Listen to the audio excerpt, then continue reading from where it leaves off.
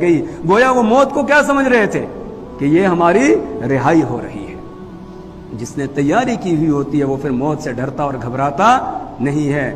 میرے استاد محترم حضرت مفتی صاحب رحمۃ اللہ علیہ، ہم نے دیکھا کتنے بیمار تھے لیکن کوئی پریشانی نہیں تھی چہرے کے اوپر اس کی کہ مجھے مرنا ہے، بلکہ پہلے سے تیاری کر رہے تھے. پچھلے سال رمضان المبارک میں، آج 17 تاریخ ہے، 18 تاریخ کی بات ہے، یہاں ظہر کی نماز پڑھی، اس کے بعد یہاں سے باہر نکلے، وہاں تالاب کے پاس میں نے گاڑی روکی. میں نے کہا حضرت تشریف لائیں. گاڑی میں بیٹھے تو کہنے لگے کہ اگر ان دنوں میں میری موت ہو گئی تو پھر لوگ کہیں گے کورونا سے مر گیا. میں نے کہا حضرت آپ تو بالکل تندرست ہیں، آپ کو کوئی ہے نہیں، آپ کیوں اس طرح کی بات کرتے ہیں؟ خاموش ہو گئے.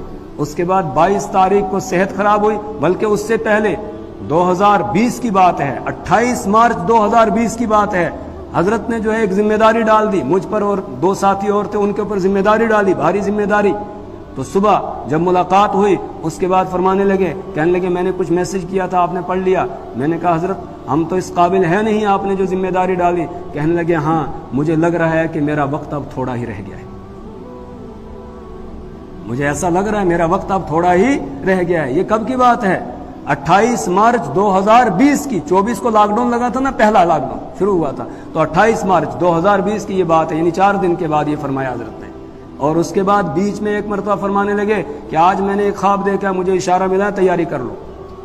بالکل خوش، کوئی پریشانی نہیں، کچھ نہیں. پھر 18 رمضان کو اس طریقے سے فرمانے لگے. 22 رمضان کو صحت یہاں خراب ہو گئی. 24 رمضان کو اپنا وصیت نامہ لکھ دیا. اور 26 رمضان کو اسی جگہ کونے میں تھے، میں نے ظہر کی نماز پڑھ کے ملاقات کی. فرمانے لگے کہ آج مجھے ایسا لگ رہا ہے کہ میرا وقت اب بہت تھوڑا رہ گیا ہے. تو میں نے اپنی زندگی میں پیچھے مڑ کر دیکھا، کسی کا کوئی لین دین تو نہیں ہے. تو فرمانے لگے کہ الحمدللہ میرے ذمے کسی کا کوئی حق نہیں ہے.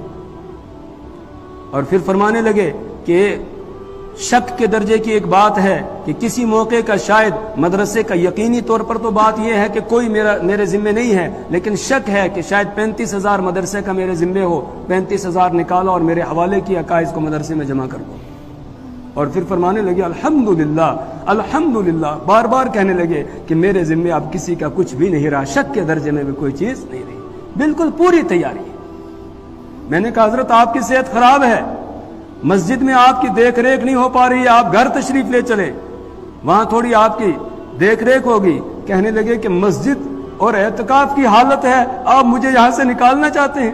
اگر اسی حالت میں میں یہاں سے چلا جاؤں مسجد سے اور اعتکاف کی حالت میں نے کہا نہیں حضرت، آپ مغرب کے وقت میں اپنا اعتکاف موقوف کر دیں. اگر مغرب پر آپ اپنا اعتکاف موقوف کریں گے پھر آپ کو اس کی قضا بھی نہیں کرنی ہے. کہنے لگے اچھا سوچتا ہوں جب آپ کہہ رہے ہو.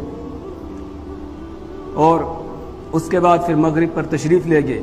لیکن اس کے بعد جس دن ہاسپٹل لے گئے 29 رمضان کو، اس دن صبح کہنے لگے بالکل ایسے حشاش بشاش جیسے آج پوری تیاری ہے. تو کہنے لگے جب آدمی کا آخری وقت ہوتا ہے پھر کچھ پاگل دوست ہوتے ہیں، وہ کہتے ہیں اس کو ہاسپٹل لے جاؤ. مجھے ہاسپٹل نہیں لے جانا، مجھے یہیں رہنے دینا، گھر پر ہی. لیکن کیا کریں، شام کے وقت میں پھر ہاسپٹل لے جانا پڑا، مجبوری بن گئی.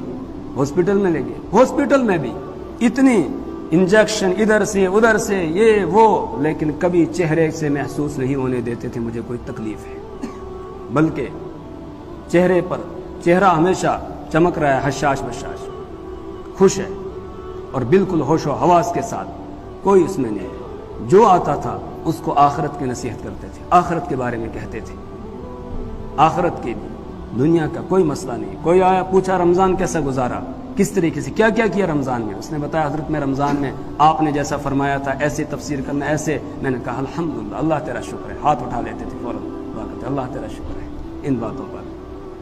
ایک دن تکلیف کافی تھی، چہرے سے نہیں محسوس ہونے دے رہے تھے، لیکن کہنے لگے موت سے بالکل نہیں ڈرتا ہوں، لیکن ایمان پر مرنا چاہتا ہوں، ایمان پر مرنا چاہتا ہوں، ایسے فرمانے لگے.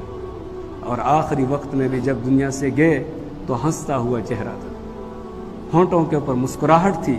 اس آخری ہچکی کے وقت میں جب آخری سانس نکلا، ایسے میرے ہاتھوں میں حضرت کا سر تھا اور آخری سانس لیا تو بالکل چہرہ کھلکھلا اٹھا، ہونٹوں پر مسکراہٹ تھی۔